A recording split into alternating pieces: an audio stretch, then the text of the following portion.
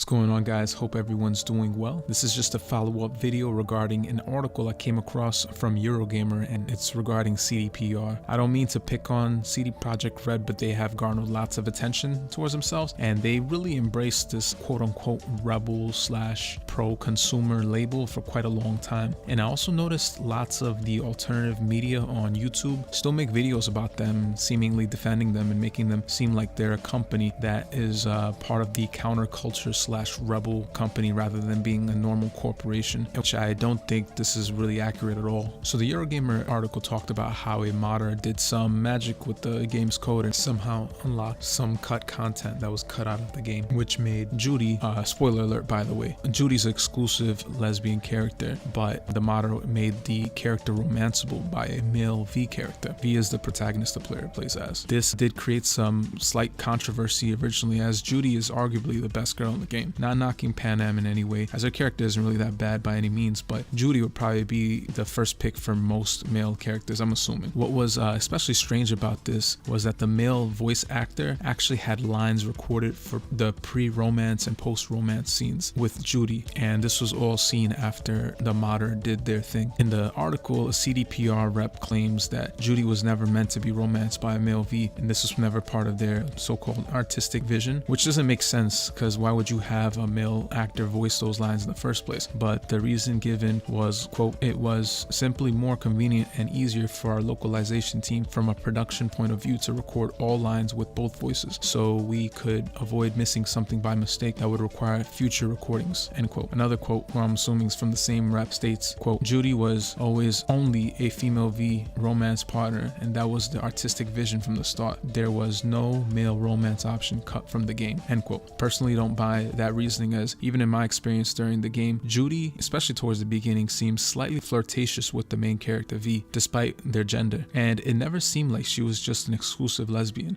I get that they were probably being lazy and didn't want to record lines from Judy's point of view that would address both a male V and a female V, but then why make her exclusively lesbian in the first place? Why not just make her bisexual? To be perfectly honest, in real life, most lesbians I've ever met were bisexual anyway, so I don't think this would have been that far out, especially as she seemingly converses with you almost exactly the same despite your gender, save for one or two lines right before that romance chain begins. In my opinion, I think she was romanceable at some point during development, and CDPR made some sort of change and decision in order to check some sort of boxes that they might have had in the diversity / representation / LGBT category to appease certain crowds, including video game press, and these changes came later in production. Another reason why I think this happened is another character in the game. He's a male character and his name is River Ward, and he has a pretty lengthy mission chain as well, and I found out he wasn't romanceable if you are a male V character. However, throughout his questline, he seems kind of flirtatious with you as a male V character, like he was either a homosexual or a bisexual character, but he turned out to only be romanceable by a female V character. Now, if a game developer wants to have homosexual romance options, they are certainly free to choose to make their characters this way, but this lazy, ambiguous route of having characters flirt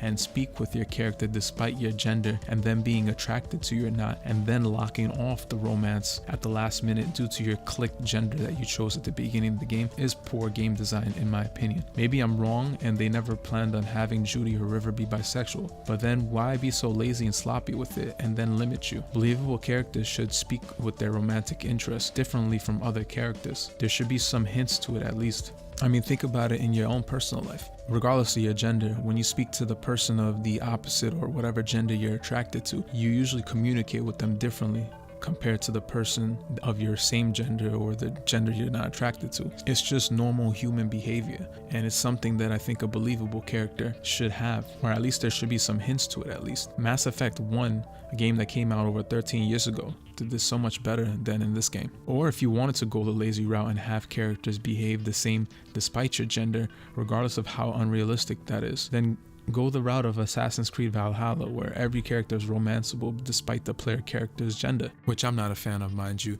It seems lazy and unrealistic. But what they did, CDPR to be exact, was very half-assed in my opinion, and it created some confusion as you're going through the game. Now, I know a lot of people don't really care about romance in video games, and I certainly understand that, but this is a pretty big feature that they advertised in their marketing. And a lot of game players, including me, appreciate a good romance in a game, especially if it's advertised as a major feature. Honestly, I still think this is a case of cut content to appease either certain groups of people, to be politically correct, rather than sheer laziness. But I could be wrong. Maybe it was just sheer laziness.